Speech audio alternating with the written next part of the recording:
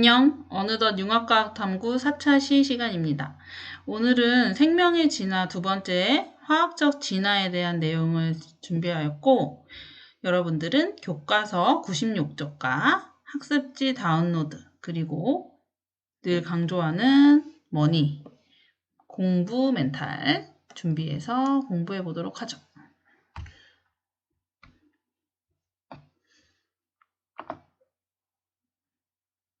근데 본격적으로 들어가기 전에 지난주에 다들 또 한 번씩 깜놀했죠? 선생님들이 엄청 연락 주셨을 거야. 왜 연락했어, 우리가?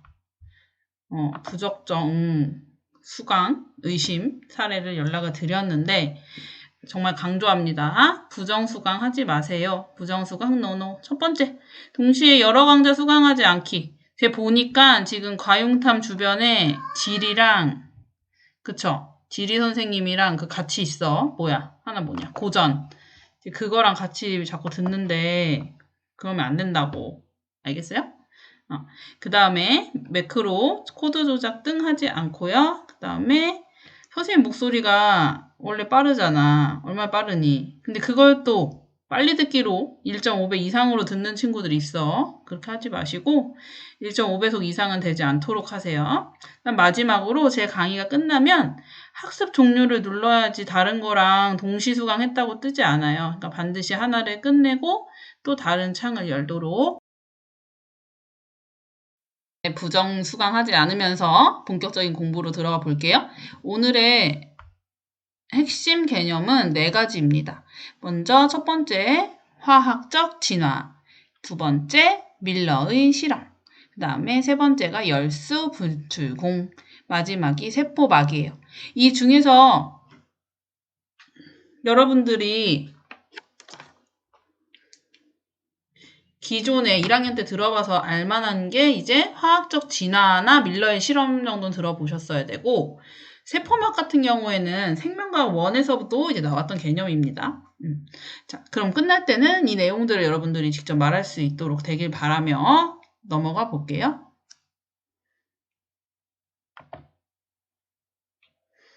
네, 지난주에 이제 나왔던 것에 이어서 오늘은 최초의 생명체의 탄생 과정에 대해서 공부를 할 겁니다.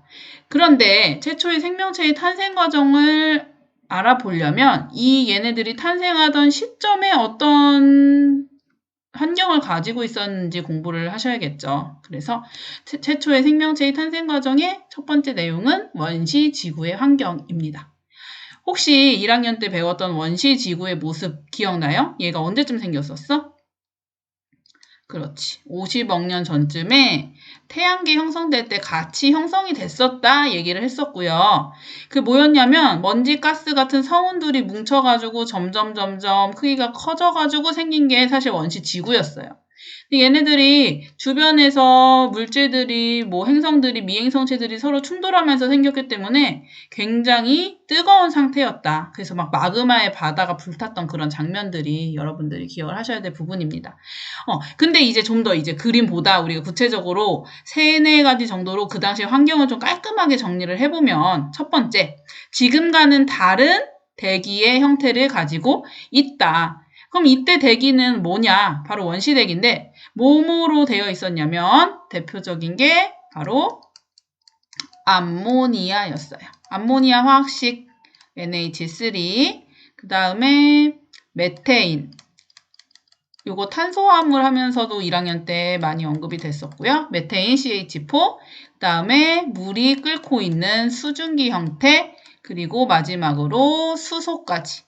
이렇게 4가지 기체가 상당히 많이 있었습니다. 근데 이 4개의 공통점이 뭐였어? 기억나요? 뭐였냐면 전부 다 H를 가지고 있는 거. 내가 H를 가지면 뭐 할까? 다른 친구한테 H를 잘 주겠죠. 이런 기체 뭐라고 해요? 그렇지. 환원성 기체라고 하는 거죠. 되시죠? 자, 그래서 그때 대기는 환원성 대기였고, 그 다음에 원시 바다에 이제 원시 바다가 있었고 따끈하게 따뜻했죠. 온도가 낮진 않았어요. 그 다음에 세 번째로 외부에서 우리 태양 에너지가 끊임없이 유입되고 있었습니다. 자외선을 포함해서 강한 태양 에너지가 계속 들어왔고, 그 다음에 또 어떤 에너지가 있었냐면 우주로부터 방사선 에너지가 유입됐고 이 마그마가 불타는 화산활동 계속 일어났고 다음에 마지막으로 천둥, 번개 등에 의한 계속 전기가 발생을 했어요. 방전이 일어나는 그런 상황이었죠. 전체적으로 어땠냐면 온도가 굉장히 높아서 그 다음에 화학 반응들이 일어나기 좋았던 환경이었다는 거예요. 그래서 원시지구의 이런 환경 덕분에 아마도 최초의 원시 세포라는 게 나타나지 않았을까라고 주장을 했던 과학자가 바로 어떡하니 이거? 과학자가 바로 다음 장에 나오는 바로 오파린이라는 과학자입니다.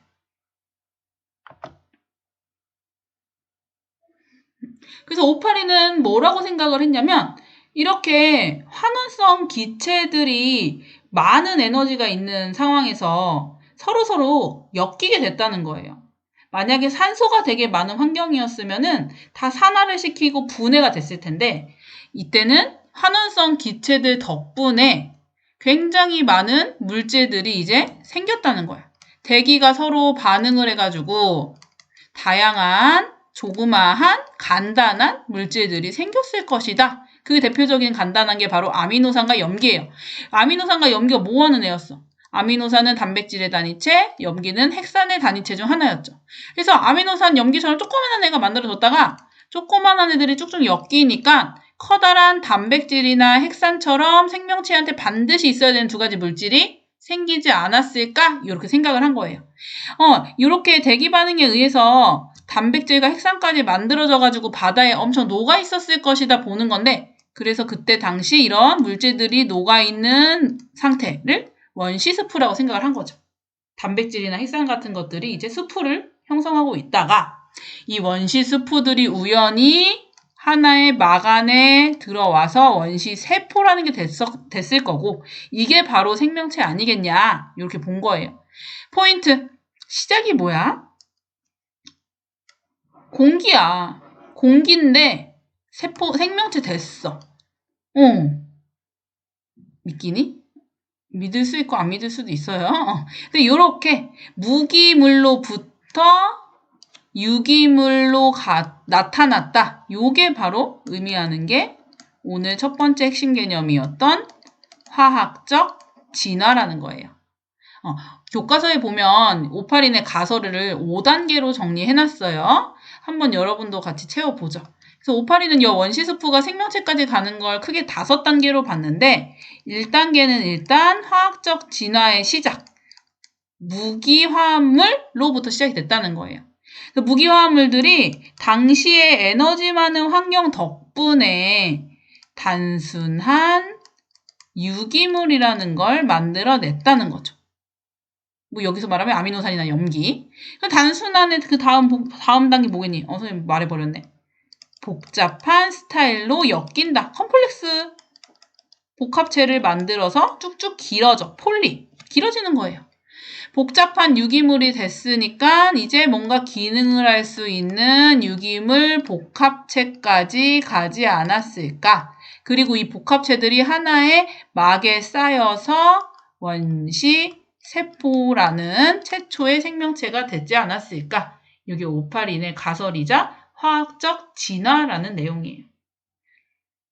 근데 이렇게 뭐 가설은 얘들아 생명과학 시간이나 뭐 다른 과학 시간에도 나오지만 임시 답이야. 그냥 두면 뭐 그래 썰이야 썰로 끝났는데 이제 요게 진짜일까? 진짜인지 증명을 해준 사람이 이제 나타난 거죠. 누구예요? 기억나요 혹시? 옛날 지구 모습을 그대로 실험실에 만들어 본 사람이 있는데 바로 이 사람이었죠. 밀러라는 과학자가 실험을 통해서 방금 오파린의 가설을 증명을 해 보인 거예요. 근데 지구가 큰데 그걸 실험실에다가 얼마나 미니멀하게 만들었냐. 여기 보시면 지구의 모습을 이렇게 지금 전체적으로 만들었습니다. 보자. 그때 원시바다에서 들끓고 있는 뭐 에너지들 덕분에 여기는 이제 일단 끓는 물을 준비를 한 거죠. 따뜻한 물을 준비를 해주고 얘가 끓어 넘치는 여기 에너지를 받아가지고 지나가서 누굴 만나게 되냐면 당시의 원시대기들을 만나게 돼요. 원시대기 누구누구였어? 그새 잊었어요? 원시대기 여기 안에다 써보자. 바로 CH4 메테인, NH3 암모니아, H2O 수증기, 수소까지 H2 혼합 기체를 여기 넣어주고 그 다음에 중요한 사건 뭐예요? 여기다가 전기 찌릿찌릿 숨어요. 엄청 강한 전기 방전을 해주는 거야. 당시에 번개를 재현을 한 거죠. 그리고 나서 이렇게 그냥 뒀더니 뭔 일 생겼냐? 여기에 중요한 U자간 안에 뭔가 녹아 나오더라. 유기물이라는 게 생겼다는 거예요. 즉 밀러의 실험을 종합해 보면 생명체가 없어요. 그냥 기체인데 생명체 작용이 없어도 무기물로부터 유기물이 지금 생겨나고 있죠. 즉 뭔 진화를 증명하고 있어? 아까부터 말하고 있는 화학적 진화를 증명해주는 그런 실험이 됐다는 거예요. 그쵸? 그러면 혹시 니네 기억나니? 그럼 선생님이랑 배운 또 다른 진화 있잖아. 얘네들이 생물이 살아가면서 어떤 유전자는 다음 세대로 넘어가서 계속 남고 안 되면 뭐 말고 환경에 적응한 거 살아남고 못하고 이런 것도 진화라고 불렀었잖아요. 새로운 종이 출현하고 이런 거. 그건 무슨 진화예요? 그건 생물학적 진화라고 하죠. 최초의 생물로부터는 이제 최초 생명체가 나오고 나서 다양한 사건들로 지금은 엄청 많은 종이 존재하잖아. 그래서 새로운 생명체로부터 또 다른 생명체 새로운 게 나오는 그런 건 진화인데 생물학적 진화라고 표현을 합니다. 기억해 보시라고 말씀을 드렸어요. 그런데 이제 생명체 탄생을 하려면 저렇게 그냥 무기 기체만 있으면 되냐. 이제 과학자들이 의심을 품은 거죠.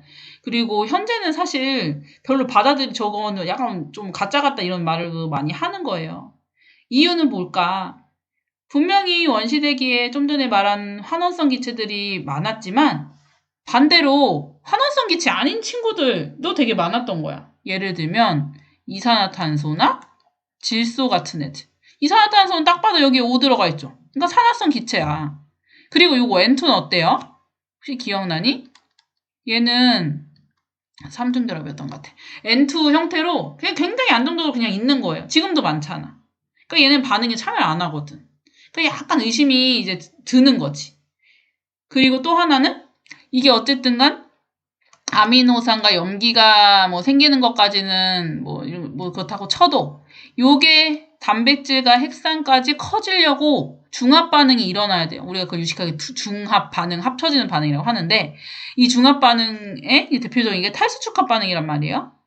물이 빠지면서 반응을 해야 되는데 합쳐져야 되는데 그냥 물이 많은 바다에서는 약간 어렵다는 거야. 현재. 그냥 물이 많으면 그냥 바다에서는 오히려 물 덕분에 가수분의 반응이라는 게 더 잘 일어난다는 거예요. 탈수는 물이 빠지는 거랬죠? 가수는 물이 들어가는 거예요. 그러니까 물이 있어서 오히려 물이 들어가는 게 더 잘 일어나지 않았을까? 이렇게 되는 거예요. 그러니까 의심이 약간 가면서 그랬는데 의심이 갔지만 결과적으로는 진짜 이게 일어날 만한 장소가 있긴 있는 거예요. 그게 바로 선생님 여기다 초성 힌트 내놨죠? 혹시 뭔 줄 아니? 바로 열수 분출 구입니다. 어이구 글씨가 귀엽네. 자, 열수 분출구라는 곳에서 가능한 거예요. 근데 이게 어딨냐? 깊은 바다에 있어요. 그리고 얘 이름에서 뭐가 느껴지니? 뜨거움 느껴지니? 열수라고 열수. 바로 이게 같은 거예요. 열수 분출구. 열수 분출구는 마그마에서 데워진 뜨거운 물이 해저에서 분출이 되는데 그 온도가 200에서 300도까지 간대요. 아우 뜨거워. 그러면 이상하다. 물인데 200에서 300도라고? 그런 생각 또 안 들었죠? 그냥 뜨겁네. 그렇게 생각했어? 그 수증기가 안 되고 있단 말이야. 왜 그러나 봤더니 거기가 압력이 세가지고 온도가 높아도 수증기가 안 되고 물로 있는 거예요. 근데 그냥 일반 우리가 마시시는 그 0도, 뭐 4도 이런 물이랑 약간 느낌 다르단 말이야. 물은 물인데 되게 기름같이 끈적끈적한가 봐. 기름 같은 성질을 갖는다고 해요. 그래서 얘만의 이제 물 이름을 붙여줬어요. 어머, 글씨 왜 이러니. 그거를 초임계수라고 합니다. 오히려 더 기름에 가까워서 여기가 가수분해는 잘 안 일어나고 탈수 축합을 해줄 수 있는 최적의 환경이라는 거야. 게다가 환경이 이렇게 좋은데 얘를 도와주는 친구들까지 있는 거예요. 금속 이온인 망가니즈랑 철이 화학 반응을 도와주기까지 합니다. 그래서 생명체의 탄생의 요건으로서 이제 어디서 잘 일어나나 보니까 심해의 열수 분출구에서 이런 탈수 축합 반응이 잘 일어나더라. 이걸 발견을 한 거죠.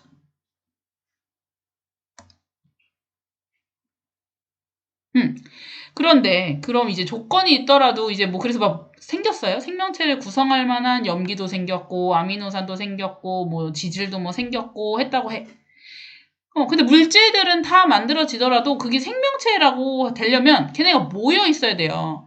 만약에 얘네들이 만들어졌다? 만들어졌는데 만들어지는 즉시 그냥 자유롭게 각자 도생해. 그럼 영원히 생명체가 될 수 없었을 거야. 얘네들이 그냥 냅두면 분자들은 어때요? 마구마구 이제 운동하는 엔트로피 방향으로 이제 뭐 가겠죠. 증가하는 방향으로. 그러니까 이 필요한 분자들이 생긴 다음에 얘네들이 어디 못 가게 꼼짝 말아 해줘야 된다고. 필요한 분자들이 확산되지 않도록 막아주는 구조. 그게 바로 뭐예요? 막이 되는 거죠. 여러분이 아는 그 막, 생명체의 가장 필수적인 요소 중에 하나예요. 뭐였는데 지난번에? 막도 필요하고 유전물질도 필요하고 효소도 필요하고. 근데 유전물질 있고 효소 있다고 해도 막이 없으면 다 빠져나가겠죠. 확산돼 버려. 그럼 완성이 안 되겠잖아. 그래서 막이라는 것도 반드시 있어야겠구나 라고 한 거예요. 그럼 막이라는 걸 이제 옛날 맨 처음에 어떤 애들이 막을 가지고 있었나 오파린이 이제 이걸 또 찾아낸 거야. 바로 코아세르베이트라는 구조물이 단백질과 핵산, 당류 등이 뭉쳐져 있는 작은 방울이었어. 근데 얘가 특징이 뭐냐면 되게 세포 같아. 뭐냐면 둘이 이렇게 코아세르베이트 두 개가 있다가 둘이 이렇게 조인을 하기도 하고 그 다음에 두 개였는데 쪼개져 두 개로 분리되기도 하고 하나였는데 그리고 간단하게 물질이 들어왔고 나가는 그런 물질대사 같은 작용까지도 이제 일어났다는 거죠.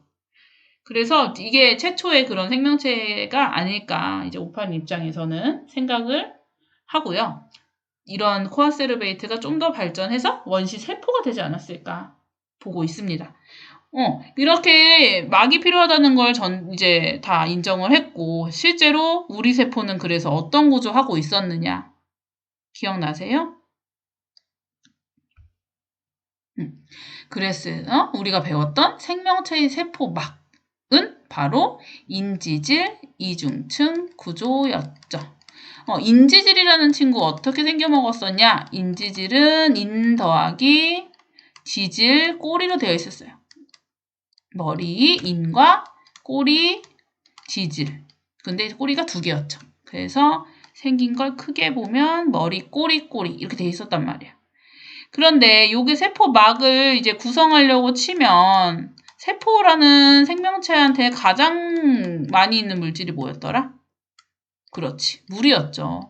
물이라는 공간에서 이 인지질이 이렇게 친수성과 소수성, 머리는 친수성, 얘는 소수성인데 인지질이 인이기 때문에 머리는 물이랑 친하고 꼬리는 물이랑 안 친해. 기름이랑 친한 그런 성질이 있는데 그냥 이렇게 인지질 한 층으로만 되어 있으면 물이 많은 구조에서 살아갈 수가 없어요. 안정적으로 존재할 수가 없죠. 왜냐면 얘는 계속 물을 밀어낼 거 아니야, 꼬리에서는.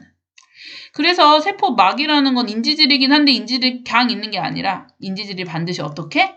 이렇게 머리, 꼬리가 서로 붙어 있는, 그림이 엉망이네요. 꼬리가 이렇게 있는 반드시 이중층으로 되어 있어야지만 이쪽에서도 물이 있어도 되고 세포 바깥에 물이 있어도 되고 하는 구조를 띌 수 있다라고 했었죠. 그래서 요 안쪽이 바로 그래서 무슨 성일 거냐면 여기다 써버릴까? 안쪽이 물이랑 안 친한 성질일 거고 요 바깥이 물이랑 친한 친수성일 거고. 되세요? 그래서 어떤 물질들은 여기에 잘 지나가고 어떤 물질들은 잘 못 지나가요. 어떤 애들이 여기 슝 잘 지나갈까? 기억나니? 그치. 일단 크기가 작으면 잘 지나가요. 그쵸? 또 하나는 친수와 소수성 중에 뭐가 잘 지나갈까? 바로 소수성이 잘 지나가게 됩니다. 그래서 이 인지질 이중층을 잘 지나가는 물질의 특징은 크기가 작거나 물이랑 안 친한 소수성 물질. 작은 분자의 대표가 뭐예요? 이렇게 하면 또 여러분 작은 분자 못 떠올리잖아. 기체예요. 산소나 이산화탄소는 세포막을 그냥 확산으로 지나간다는 거예요. 그리고 이제 소수성은 대표적인 게 뭐 지질, 그 다음에 비타민 중에서 ADK 같은 그런 애들은 이제 소수성이 되고요. 그럼 반대로 못 지나가는 게 반대일 거 아니야. 큰 분자, 사이즈 큰 단백질이나 아미노산이나 그 다음에 친수성, 물이랑 친한 포도당 같은 애들은 못 지나가. 어떻게 그러면? 들어와? 그래서 반드시 세포막이 그냥 이걸로만 되어 있으면 절대 물질 출입을 잘 할 수가 없겠죠. 그래서 이렇게 세포막은 중간중간에 뭐가 박혀 있어요? 이름 뭐였어? 그렇지. 기억나지? 막 단백질이라는 게 박혀 있었어요. 그리고 이 막 단백질은 바다에 떠있는 튜브처럼 둥둥둥 떠다니는 거예요. 고정이 아니라. 인지이중층에서 춤춰요. 수영해요.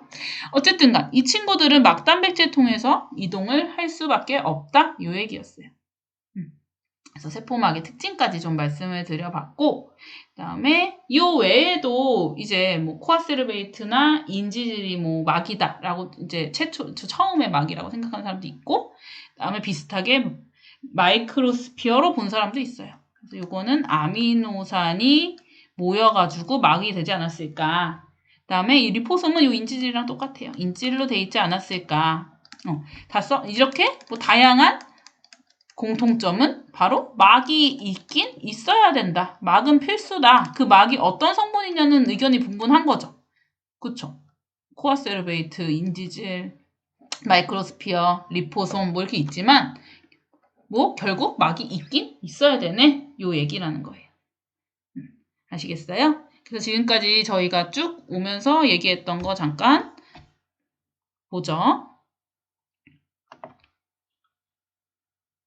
그래서 오늘은 4가지를 이제 했습니다. 화학적 진화라는 거 뭐였다? 뭐였어요? 무기물로부터 유기물, 즉 생명의 기원이 될 만한 물질들이 생겼다. 요게 화학적 진화였고 오파린이나 밀러에 의해서 얘기가 됐고요.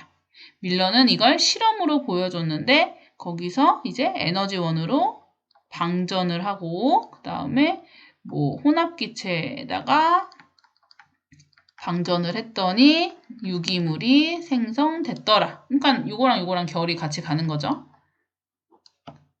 그 다음에 이런 게 근데 현재 과학자들은 어렵지 않을까 보고 있다. 그 이유가 N2나 CO2 같은 다른 기체가 있을 뿐만 아니라 가수분해가 일어나기에 좋단 말이야. 그랬을 때 탈수 축합 반응이 잘 일어나는 장소가 바로 저기 있더라. 어디? 심해에 200, 300도 물 뜨거운 곳에 있더라. 그런데 있는 물은 기름 같더라. 초임계수더라. 그래서 잘 일어나서 단백질과 핵산이 생겼을 것이다. 보고 그 다음에 요것들이 생겼어. 단백질이나 핵산이라는 게 뭐 생겼어. 근데 요것들이 다 확산돼 버리면 안 된다. 반드시 쌓아서 보호를 해줘야지 원시세포가 됐을 것이다. 이렇게 본다는 거예요. 세포막의 구조까지. 현재 세포막 구조 뭐? 인지질, 이중층, 플러스 막단백질까지.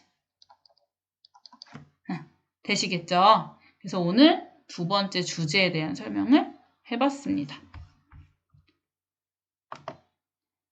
오늘도 듣느라 무척 수고를 했고요. 저희가 이제 저 지금 집에서 이거 찍고 있는데 곧 이제 개학 얘기 나오고 있는 것 같아요.